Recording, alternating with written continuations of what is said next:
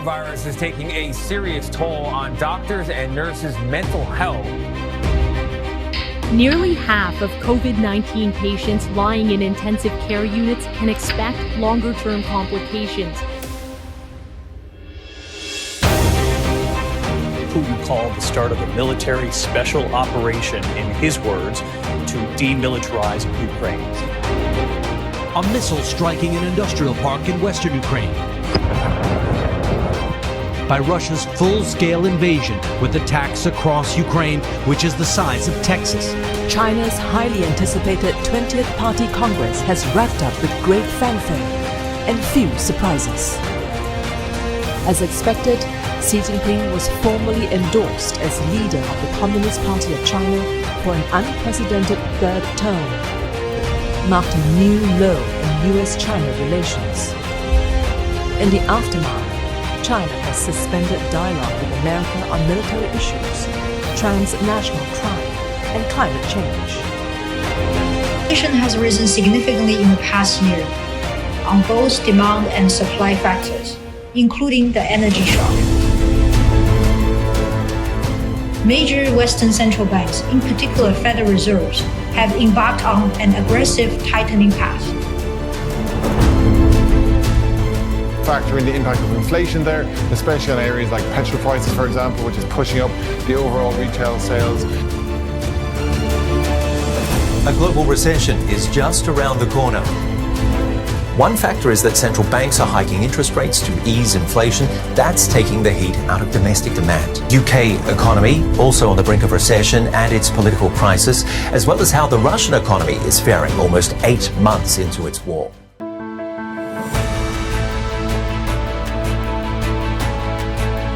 If you're worrying about what can go wrong,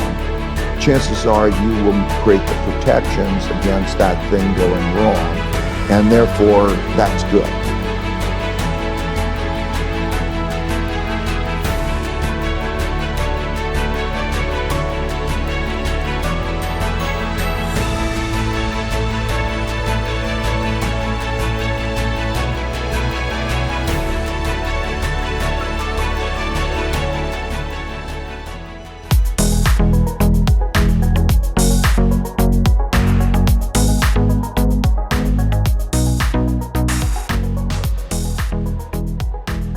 เอาละครับลำดับถัดไปจะเป็นตลาดจีนกันบ้างนะครับอย่างที่บอกปีที่แล้วเนี่ยเป็นปีแห่ง recession ของจีนปีนี้ will be very different นะครับดังนั้นลำดับนี้นะครับผมขอเรียนเชิญคุณ Nicholas Yeo who is the director and head of equities ขอเสียงปรบมือท่านด้วยนะครับ Well, and now let's talk about one of the markets which will be recovering itself pretty soon because last year it suffered recession already due to the COVID lockdown. And therefore, I would like to ask you whether or not China economy this year will be brighter again. Thank you. I want to start with a quiz. I know it may not be related to your question, but I just want to start with a quiz. I have asked this question around the world, including Europe, but not many people got it right. So I want to try in Asia as well. Does anyone know what C919 stand for? C919. You cannot use Google, sorry. C919. You have to put away your phone, yeah. What does it stand for? No. Anyone have got the idea? มีใครมีไอเดียไหม We ฮะ can give you a prize. Nor do I have. Never mind, I'll come back to that story towards the end of my presentation, remind me. The topic for today is a contrarian call. Now, some people may be asking already, the market has rallied about 30% from the bottom of the market that was back on 31st of October. 30 to 35% rally. So, is it still contrarian? Has it become more consensus?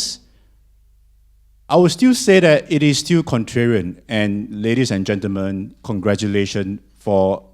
coming to attend this seminar, and you are contrarian as well. Why do I say that? If you look at the fund flows, there are still a lot of international funds that are grossly underweight China. The rally that you're seeing right now is mainly from the domestic China funds, even the retail investors in China are still waiting and waiting. So don't wait. Yeah. So that is what we are seeing, that a lot of the international funds still have, because of what has happened over the last 2 years, have concern on China and they are still grossly underweight. So it is still a contrarian if you are interested in China. Yep. Let me ask you, first of all, it seems that the policy U-turn in terms of the controlling measures for the COVID-19 has changed dramatically and completely in December, quite rapidly. Is that a risk or opportunity? Are there any kind of short-term risks or mid-term risks at all? Yeah, there are many risks, but I don't have time for many risks. I want to highlight just 2 risks. These are more near-term risks. The first is from zero COVID to COVID everywhere. So, okay, the COVID everywhere risk, what are we seeing? If we were to use the most conservative death rate related to COVID that was in Japan, even if you use the most conservative death rate, you're looking at close over 1 million, possible over 1 million death in China with this COVID everywhere. But of course, China may not want to disclose that number, and we may not know. But what is really happening on the ground is that China is going through waves and waves of infection. As we speak now, if you look at the subway ridership, it declined. Sorry, very hard to turn it all the way back. It declined about 70% in Beijing, Shanghai, Guangzhou, the subway ridership, because when COVID was, zero COVID was eased, the ridership plunged, mobility plunged, right? So that affected activity. But during the calendar new year, we have already seen a week-on-week bounce in ridership up to, 80%, 60%, 80%. So people are actually having infected already, they are not afraid to come out. But it's a very big country. We are seeing that first wave affecting the tier 1. But because of that fear, it will also affect the lower tier cities. That's why we say that the recovery will be bumpy in the first half of the year as the virus works through the big population. There could be measures by the government to flatten the infection, but I think it's not so likely. More likely is the fact that people are, afraid of going out or they are infected, so they'll stay home first. So that will affect economic activity, in the lower tier cities. But in the upper tier cities, people are already out and about spending. Now, let's talk about one of the ceiling for China economy, which is, the property sector. The leveraging, how is your view upon this? Yeah, so this is the second challenge. You do translation after, okay. No. First of all, I want to emphasize that the deleveraging of the real estate is a good thing, right? You have to give credit to the Chinese government. Otherwise, China might be repeating the mistake of Japan in the 90s. So this is something that perhaps China has an advantage. Being one of the last countries to develop in North Asia, they could learn the positive and the negative lessons from Japan and Korea. So real estate is also one example that they do not want to repeat the property bubble like in Japan in the 90s. And hence, the need to curb the leverage, especially for the private developers in China who are borrowing so much. By right, they should not be around anymore, like Evergrande, where the net gearing is 400, 500, what have you. They should not have survived. So there is a good thing that they are curbing, the leverage of all these private developers. However, there is an unintended consequence. It has affected the demand as well. Just like everywhere in emerging markets, property buyers don't like to buy when they think that property prices will go down. Like it's just like retail investors in the stock market, they don't want to buy when they think that the market will go down. So the danger is the demand side. That is where the government needs to come up with more support on the demand side. And in the next two sessions in March, there is the big policy Congress. We are likely to see some more measures to stimulate the demand. And don't forget that around 10 million Chinese people will want to buy a real estate, and this is what we call inelastic demand. They want to buy a real estate because they're getting married. They want to upgrade because they maybe have another child. Population is declining, but some of them have child, they want to upgrade. So about 10 million inelastic demand. So that is something that we need to watch. The demand side has to stabilize, and we believe that the government will come up with policy to stabilize that. Thank you. I forgot to translate to them. I enjoy a conversation quite a lot นะฮะ Almost forgot. เริ่มต้นเอาถอยกลับไปนี่นะกรอเทปกลับไปนะฮะเริ่มต้นก็บอกว่า 4919 เดี๋ยวจะเฉลยตอนจบนะครับว่า 4919 คืออะไรแต่ว่าเรามาดูเศรษฐกิจจีนกันบ้างจะมีความเสี่ยงอยู่2ประการด้วยกันครับประการที่1ก็คือเรื่องการเปิดโควิดอย่างรวดเร็วนะครับก็เห็นชัดเจนแล้วครับว่ามีจำนวนคนติดเชื้อแล้วก็มีจำนวนคนตายเนี่ยจำนวนเยอะพอสมควรทีนี้ถ้าเกิดว่าแบ่งเมืองของจีนนะครับจีนก็ใหญ่กว่าประเทศไทยมา19 เท่านะฮะประมาณ 8.5 ล้านตารางกิโลเมตรก็มีเมืองเทียร์1นะครับที่ก็เรียกโซลตูพวกบรรดาเมืองใหญ่ๆเบิ่มๆนะฮะเมืองพวกนี้กิจกรรมก็ยังคงเดินหน้าต่อไปแต่เมืองเทียร์ต่อมาครับเมืองเล็กๆเนี่ยตอนนี้การกระจายนะครับของโควิดเนี่ยค่อนข้างเยอะอาจจะมีช่วงของการที่ไม่สามารถทำกิจกรรมทางเศรษฐกิจได้ 100% อันนี้มีบ้างภาพที่แกโชว์ครับก็คือเรื่องของจำนวนเที่ยวของการเดินทางในซับเวย์ของเมืองใหญ่ๆในจีนซึ่งก็จะพบว่าธันวาคมปั๊บพอเปิดปั๊บจาก zero covid กลายเป็น covid everywhere นะครับก็เลยมีการเหมือนกับมีการจำกัดการเดินทางอยู่แต่แกเชื่อประมาณสักครึ่งปีแล้วครับเดี๋ยวมันจะกลับมาเป็นเรื่องปกติละนะครับความเสี่ยงที่2ครับที่ถามก็คือเรื่องความเสี่ยงของหนี้อสังหาริมทรัพย์นะครับก็บอกว่าชัดเจนแล้วครับว่าตอนนี้เนี่ยจีนเองคอนโทรลเพราะว่ากลัวครับว่ามันจะไปเหมือนกับวิกฤตซึ่งเกิดขึ้นกับญี่ปุ่นและนำไปสู่เรื่อง lost decade ถ้าใครจำได้นะครับในช่วงทศวรรษที่ 90 ที่มีการ speculate การลงทุนในอสังหาริมทรัพย์ในญี่ปุ่นรวมถึงเกาหลีด้วยดังนั้นจีนเองก็เรียนรู้ครับและรู้ว่าณเวลานี้จำเป็นต้องเข้าไปควบคุมแต่เวลานี้การที่ภาคอสังหาริมทรัพย์ต้องแบ่งนะครับอันที่มันเป็นของรัฐวิสาหกิจก็มีอันที่เป็นของเอกชนก็มีอันที่เป็นเอกชนเขาก็ดูกันอยู่ควบคุมได้มันก็ดีแหละครับแต่ปัญหาก็คือมันทำให้ดีมานด์ครับความต้องการบ้านซึ่งคนจีนเองนะครับถึงแม้ประชากรจะลดน้อยลงแต่บางคนก็แต่งงานนะฮะก็ทำให้ต้องมีบ้านใหม่บางคนแต่งงานไปแล้วมีลูกก็อยากจะขยับขยายบ้านเพราะฉะนั้นความต้องการที่มันมีอยู่นะครับคือประมาณ10 ล้านยูนิต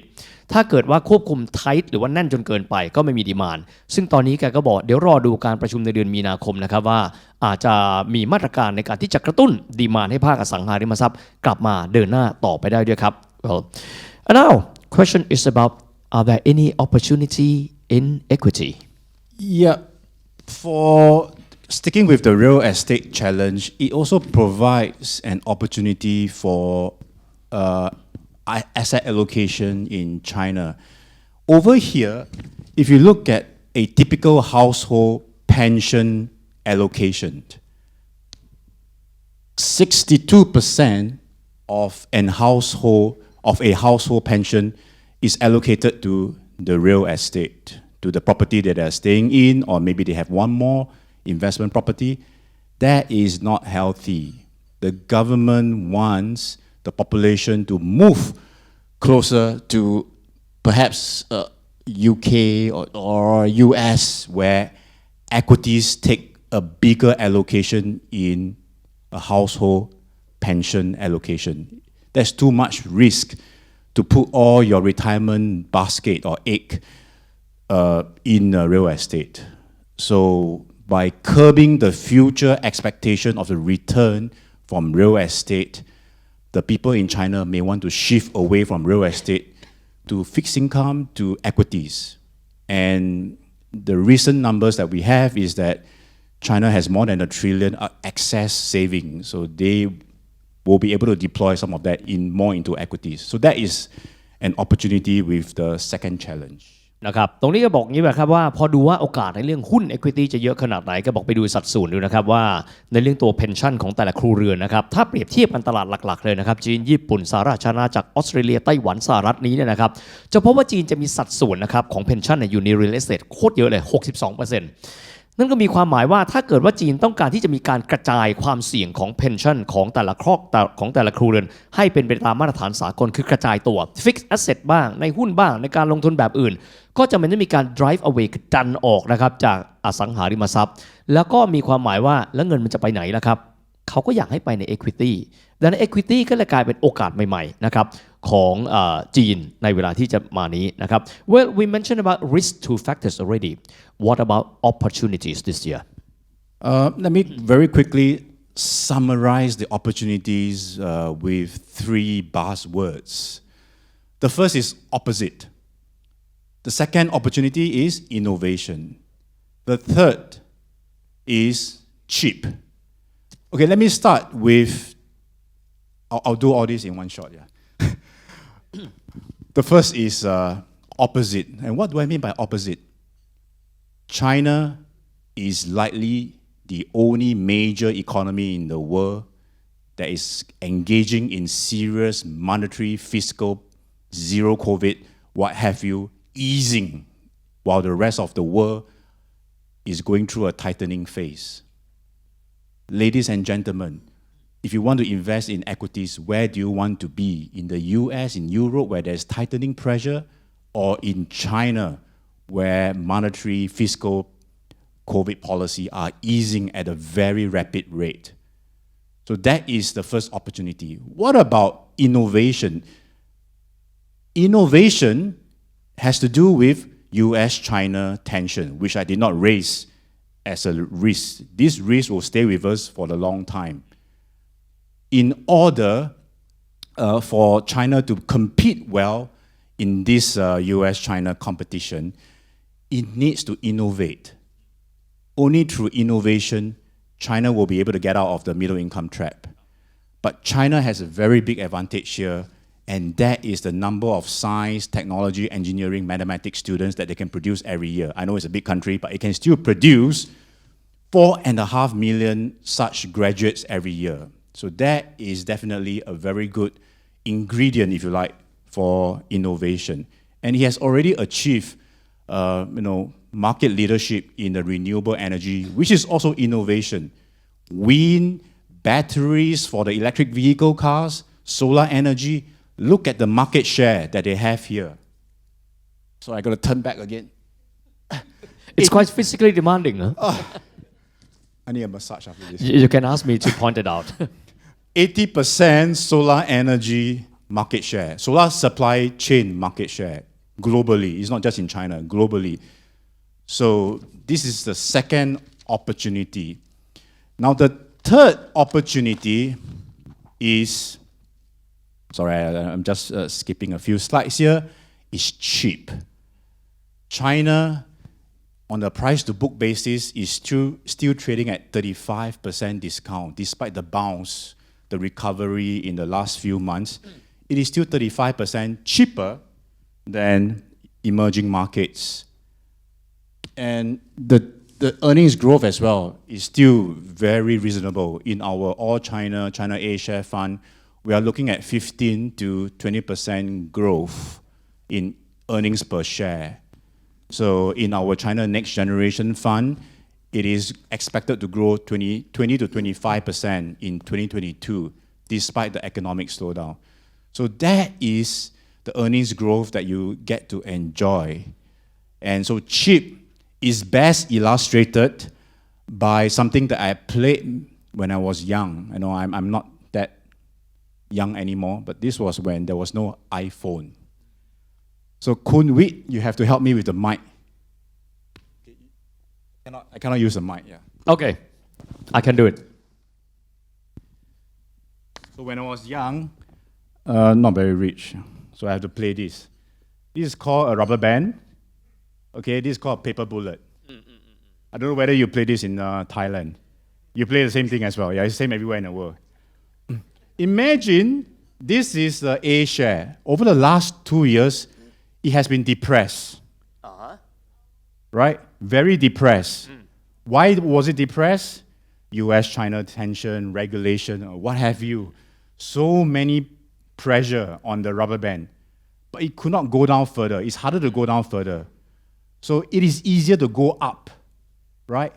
It does not take a lot for the stock market to go up because it's so cheap. Sorry, I won't hit. Have I hit you?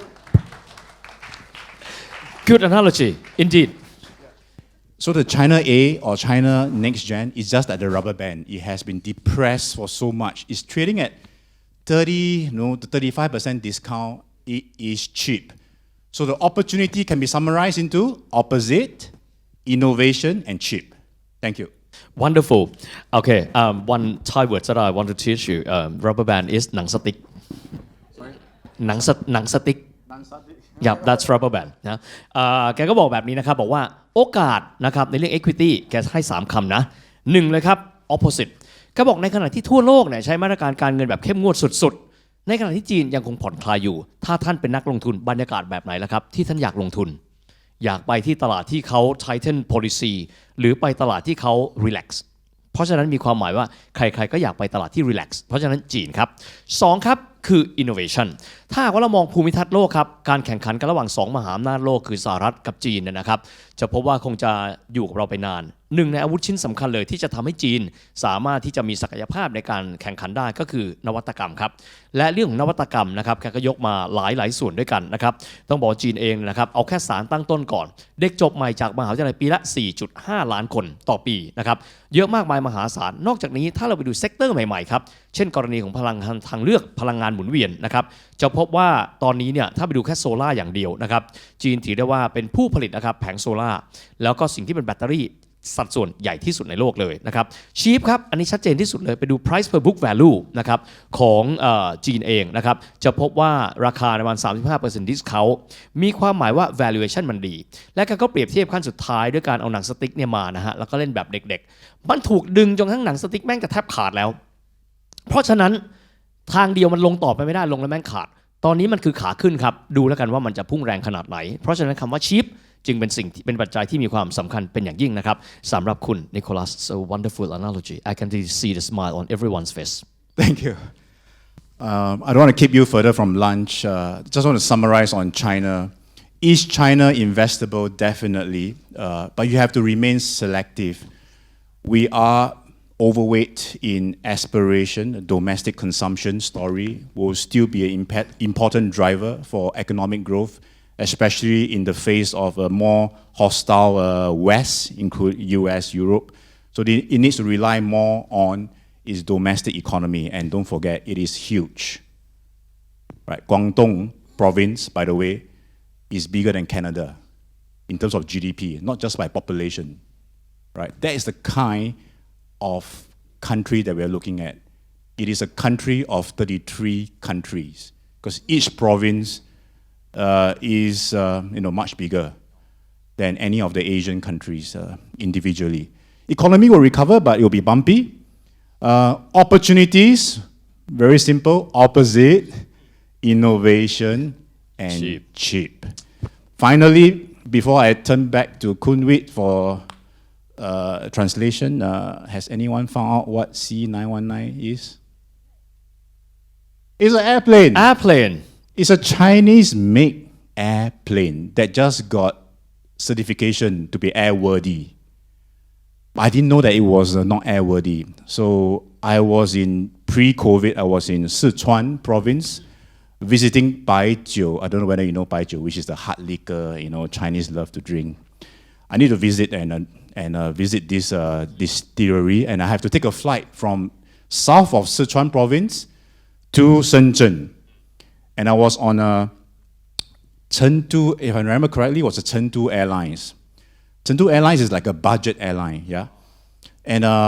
then I took off on the plane, I'm not the most comfortable flying. So I took off, and then suddenly the air stewardess was starting to sell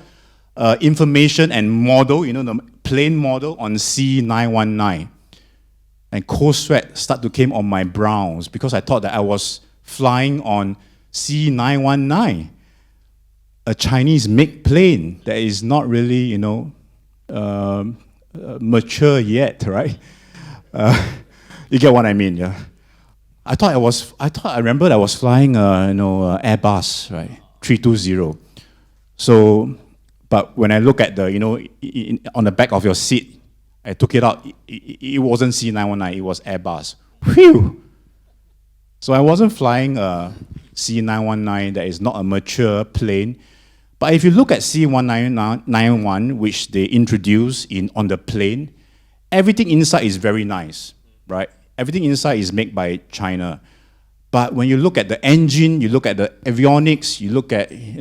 the important parts of the plane, they are still international companies providing all the important parts. Engines, avionics, landing gear, they're all provided by France, by international companies. What's the moral of this lesson? It's not because I'm worried flying in a Chinese-made plane. It is the fact that Chinese still needs the rest of the world. The rest of the world still needs China. China is open for business. Please come and visit. Please come and invest. Thank you. Thank you very much, Nicholas. You have to stay with us because you need to sit for questions and answer. But let me summarize and wrap up นะครับในแง่การลงทุนก่อนนะครับแกบอกว่าประเทศจีนเองนะครับเอาแค่ domestic ก่อนนะครับมี33มณฑลแล้วก็มีเมืองอิสระอีกมากมายด้วยกันนะครับมีความหมายมี33ประเทศอยู่ใน 8.5 ล้านตารางกิโลเมตรนั้นลองคิดดูแล้วกันว่าใหญ่โตขนาดไหนนะครับแล้วก็สิ่งเหล่านี้ก็กำลังจะเดินหน้าต่อไปแต่แน่นอนนะครับก็ต้อง be selective นะครับในการที่จะเลือกว่าส่วนไหนที่มันเป็น